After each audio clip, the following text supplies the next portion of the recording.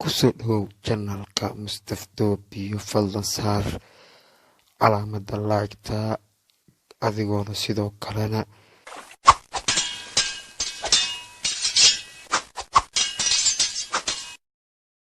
kaasaa u jeedaan waa mid ka mid ah maxaabiista ku xirnayd xabsiga dhexe islamarkaasina xanuun dartii loo keenay isbitaal ku yaala magaalada muqdisho waxaana halkaasi ka bixiyey sidaa arkayseen taliyaha xabsiga dhexe ee magaalada xamar ee ciidanka asluubta soomaaliyeed askarigaasi wado waa ilaalada gaarka taliyaha xabsiga dhexe ee soomaaliya ee ciidanka asluubta soomaaliyeed wuxuuna ka bixiyey xabsiga asigoona ka siibay oksijiinkii ku xirnaa saaranaya sida nii muuqato gaarigaasi oo ku asteysan calaamadda asluubta soomaaliyeed ee ciidanka waa inkastoo goobta ninkaasi idii muuqato oo yahay taliyaha xabsiga dhexe oo markuu ka bixinayay waxaa goobta ku sugnaa mid kamida ehelada islamarkaasina ah jarnaal uuna ku taliyey arrin la xiriirto in damiin ahaan halkaani uu qofkan ku joogo maxbuuska laguna ilaaliyo uu asiga qudhiisa la xiriiray taliska sare ee ciidanka asluubta hogaankooda islamarkaasina lagu gacanseeray waxaana oksijiinkaasi ku xirnaa gebi ahaanba laga furay iyadoona la saaray arintaasi ee keentay gaariga markii la saaray la geeyey mid ka mid a isbitaalada ay dowladda maamushay martiini oo ku geeriyooday waa kan jarnaalkii oo ka hadlayo arinta la xiriirto markii ayaa kasoo furay oksijiinka asagaa kasoo bixiyey isbitaalka xabsiga ayuuna geeyey ilaahoo markhaati ka ahaw waad u jeedaan sidaa wax u socdaan iyo siday wax u dhacayaan ninkaas beri ka maalin hadduu u dhinto amarkaas waxaa mas-uuliyaddiisa qaadaya ninka liyaa janaal xirsiile waa arki doontaan gaariga la saari doono waa idinkugu darayaa waa kaasaa gaariga lagu qaadayo aniga ayaa dhahay hallaygu xukumo warqadaan qora waa geeyey anigaa waxaa dhahay warqaddii anaa qoray anaa saxiixaaya ninkan hallaygu qoro wuuna iga diiday isbaabuuruna saarnaya waa kaas gaarigiisii ugu dambeynna janaal xirsiile wuxuu qarsan yahay inuu gacantiisa ku soo saaray gaariga ciidanka asluubta uuna keenay isbitaal martiini uuna bukaankii halkuu yiilay kasoo qaaday dabadeedna uu geeriyooday wuxuuna sheegay in ay taasi bixitaanku uu kasoo bixinaya xabsiga ay tahay mid waafaqsan sharciga markii horena la hareer maray sharciga taasina uu ku sheegay inuu qaaday tillaabo wanaagsan balse uusa meesha ka saaray arrintan la xiriirto dhibaatada ka imaan karta iyo mas-uuliyadda cidda qaadayso uu dusha ugu rido cidda mid maxbuuska maqanaa mid yaa qaaday dhakhtar kale oo aan xabsiga markaas shaqo ku lahayn oo isla ciidanka asluubta ah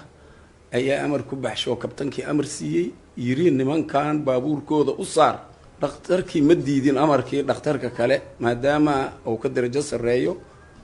laba askariyo meelaha ka jaajaaftay baabuurkii ku qaaday markan soo istaagan waayeyna waxay aadeenaa mal awaal laygu siiyey yardameeni meelay aadeenba ma aqoon anigii taliyaha xabsiga ee mas-uulka ka ahay ninkan hayntiisa meel la aadayba ma ogi waan ka daba tegey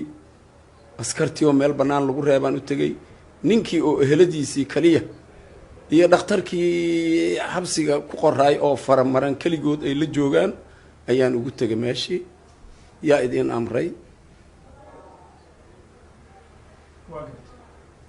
yaa idiin amray in halkaan la keeno iyaad amarkaan ka haysateen ninkii dhakhtarka ahay baa igu yidhi anaa amray anaana soo kaxeeyey ma amri kartaa haan idhi mase la socotaa sharciga taliya xabsi iyo ninkan dhakhtarka meeshuu geyn karo in taliya xabsi iska leeyahay ma ogta soo bixi maxbuuska geey cisbitaalka loogu talagalay waa iga tegey anna maxbuuskan soo bixiyey waa soo kaxeeyey sidii sharcigu qabo waxaan weydiiyey halka uu geeyey marxuumka qaabka uu u geeriyooday iyo sida xaaladiisa ay ula tacaaleen ka hor geeridiisa sidii sharcigu qabo cisbitaal martiini ayaan toos u keenay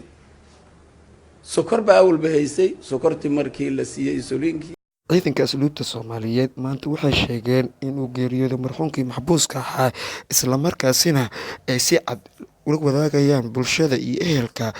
oo ka baxay marxuumkii maxbuuska ahaa, waxayna sidoo kale hoosta ka xariiqeen inay shaqo joojin ay ku sameeyeen taliyihii xabsiga dhexe jenaraal xirsiile, islamarkaasina sidoo kale ay magacaabeen guddi ka kooban ilaa iyo xubnooyin fara badan, islamarkaasina u kuurgalayo sidii qaabkii geeridii ku timid maxbuuska, islamarkaasina ay baari doonaan ciddii dembi ku yeelatana la horkeeni doono sharciga. wuxuuna sidoo kale sheegay in xaqiiqda ay tahay halku uu ku geeriyooday inay tahay isbitaal Martiini, islamarkaasina ay tahay isbitaalka dowladeed oo islamarkaasina dowladda Soomaaliya ay hayso. wuxuuna sidoo kale hoosta ka xariiqay in guddigaasi oo la magacaabay ay ku hoolan yihiin iminka baaritaano iyo xiriiro kala duwan ee sameynayaan sidii xog buuxdo oo dhammaystiran oo loo soo bandhigi lahaa, lagana dhursugayo bixitaanka xogta ay soo gudbiyaan, taasina lagu qaadi doono tillaabada xigto. waxayna caddeysay ciidanka asluubta Soomaaliyeed inay shaqo joojin ay ku sameeyeen taliyihii xabsiga dhexe jenaraal xirsi oo ahaa shaqsigii kasoo bixiyey xabsiga, islamarkaasna isbitaalka kasoo bixiyey, islamarkaasina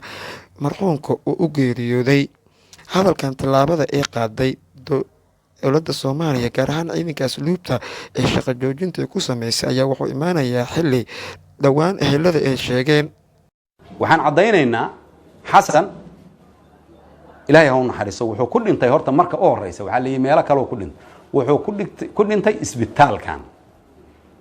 dowladda oo Martiini way caddahay taas.